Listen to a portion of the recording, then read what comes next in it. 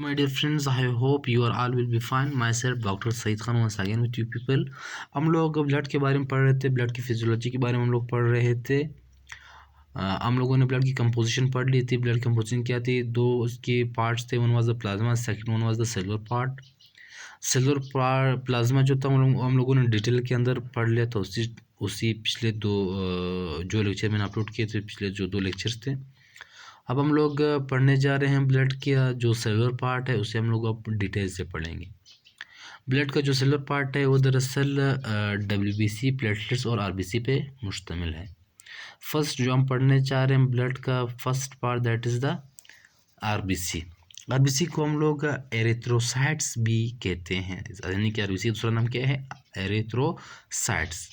अगर हम लोग RBC की शेप के बारे में बात कर दे तो जो RBC की जो शेप होती है वो दरअसल बाइकनकेव इन शेप होती है। अगर हम लोग RBC की शेप के बारे में बात कर ले तो RBC की जो शेप है दरअसल क्या होती है? बाइकनकेव शेप होती है। बाइकनकेव शेप से क्या मुराद? यानी कि इसके 2 कनकेव्स है। One concave is this one and the second one this one.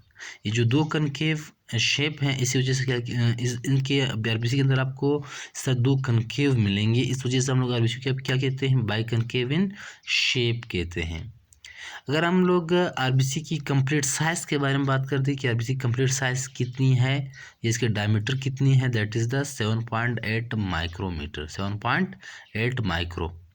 अगर हम लोग इसकी जो है ना थिकनेस देख ले RBC की एट द इसकी साइड से, दैट इज़ 2.2 माइक्रो। और इसकी जो सेंटर से अगर हम लोग इसकी थिकनेस देख ले, दैट इज़ द 1 माइक्रो। यानी कि ओवरऑल RBC की जो साइज़ है वो कितनी होती है? 7.8 माइक्रो। मगर इसकी जो साइड से इसकी जो थिकनेस होती है दैट इज़ द 2.2 माइक्रो। मगर इसकी जो थिकनेस जो सेंटर से होती है वो कितनी होती है? 1 माइक्रो। जो RBC की जो शेप होगी वो क्या होगी? बाइकनकेव इन शेप होगी।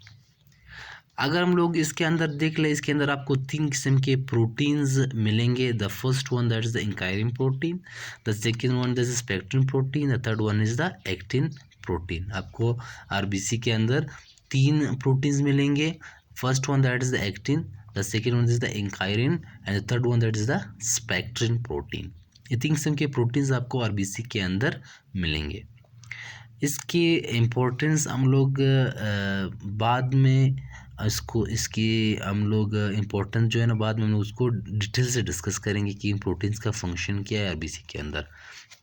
उसके बाद हम लोग RBC के अंदर जो है ना 62.5% आपको क्या मिलेगा? वाटर मिलेगा।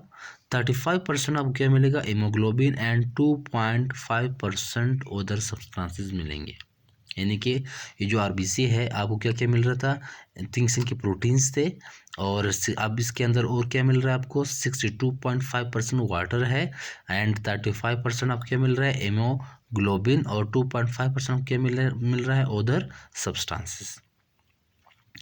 अगर हम लोग RBC की जो कंसंट्रेशन है उसके बारे में अगर हम लोग बात कर दें कि RBC की कंसंट्रेशन क्या है। अगर आप ब्लड का सैंपल किसी मेल पर्सन से उठाए, मेल पर्सन से अगर आप लोग ब्लड का सैंपल उठाए, अगर आप उस ब्लड सैंपल में देख ले कि इसके अंदर RBC की कंसंट्रेशन कितनी होगी, तो 1 क्यूबिक मिलीमीटर के अंदर आपको मेल के अंदर 52 लैक्स RBC देखने को मिलेंगे।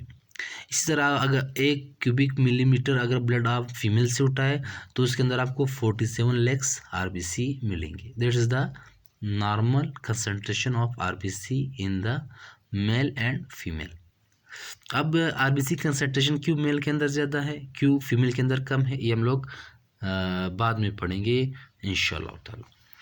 इसके बाद हम लोग देखेंगे areas of production of red blood cells. अब RBC की जो प्रोडक्शंस होती हैं वो आपकी जिस्म के अंदर इसके कहाँ इसके प्लेसेस हैं जहाँ पे RBC की प्रोडक्शन हो रही होती है।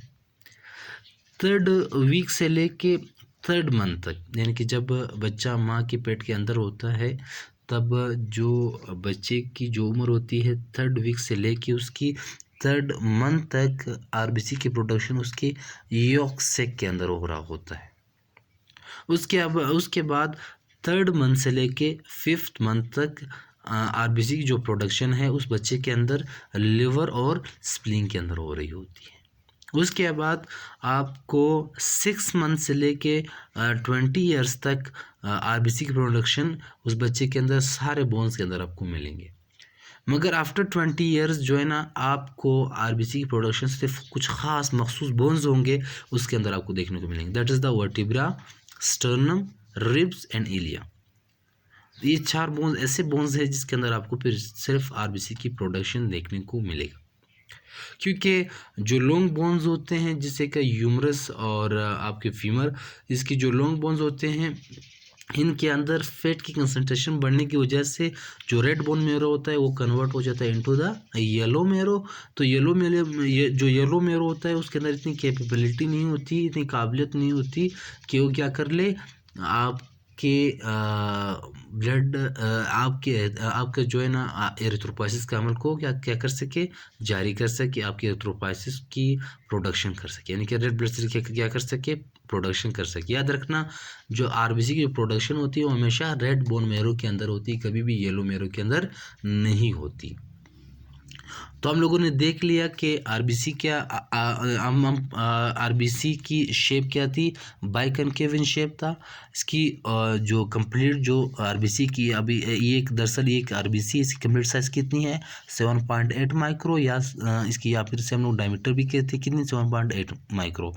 अगर हम इस लोग की थिकनेस देख ले side say that is 2.2 micro और सेंटर से देख ले दैट इज़ 1 माइक्रो। इसके अंदर हम लोग इसके बाद हम लोग देख लिया था कि इसके अंदर 3 प्रोटीन थे, ankyrin protein, spectrum protein and actin protein. और इसके बाद जो है ना हम लोगों ने देख लिया कि इसके अंदर 62.5% वाटर था, 35% हीमोग्लोबिन था, 2.5% उधर सब्सटेंसेस थे। आरबीसी की कंसंट्रेशन जो थी वो कितनी थी 52 लैक्स मेल के अंदर थी और 47 लैक्स फीमेल के अंदर थी। Areas of production of red blood cell कहाँ पे थी, 3rd वीक से लेके 3rd मंथ तक आरबीसी जो प्रोडक्शन थी वो योग सेक के अंदर हो रही थी। 3rd मंथ से लेके 5th मंथ तक लिवर और स्प्लीन के अंदर थी। उसके बाद 6 मंथ से लेकर 20 ईयर तक जो है ना इन ऑल बोन्स के अंदर हो रही थी आरबीसी की प्रोडक्शन। और उसके बाद आफ्टर 20 ईयर्स क्या थी, सिर्फ मेम्ब्रेनस जो बोन्स थे जैसे कि वर्टिब्रा, स्टर्नम, रिब्स एंड इलिया, इसके अंदर आपको आरबीसी की प्रोडक्शन देखने को मिल रहा था, क्योंकि यहीं पे आपको रेड बोन मेरो मिल रहा था। बकाया जो बोन्स थे उनके अंदर रेड मेरो कन्वर्ट हो चुका था येलो मेरो के अंदर। तो येलो मेरो जो अमल जो येलो मेरो होता है उसके अंदर एरिथ्रोपोइसिस नहीं हो पा रहा होता, बल्कि रेड बोन मेरो के अंदर आपको हमेशा एरिथ्रोपोइसिस का अमल देखने को मिलेगा, यानी कि आरबीसी की प्रोडक्शन देखने को आपको मिलेगा। अब इसके बाद हम लोग डिस्कस करेंगे आरबीसी की प्रोडक्शन, कि आरबीसी की प्रोडक्शन कैसी होती है, कि रेड बोन मेरो से आरबीसी की प्रोडक्शन कैसी होती है, किन किन स्टेप्स के अंदर होती है। दरअसल हम इसके बारे में पढ़ेंगे। सबसे पहले हम लोग हेमाटोपाइसिस पढ़ेंगे कि ब्लड सेल की प्रोडक्शन कैसे होती है, फिर उसके बाद हम लोग एरिथ्रोपाइसिस का अमल पढ़ेंगे।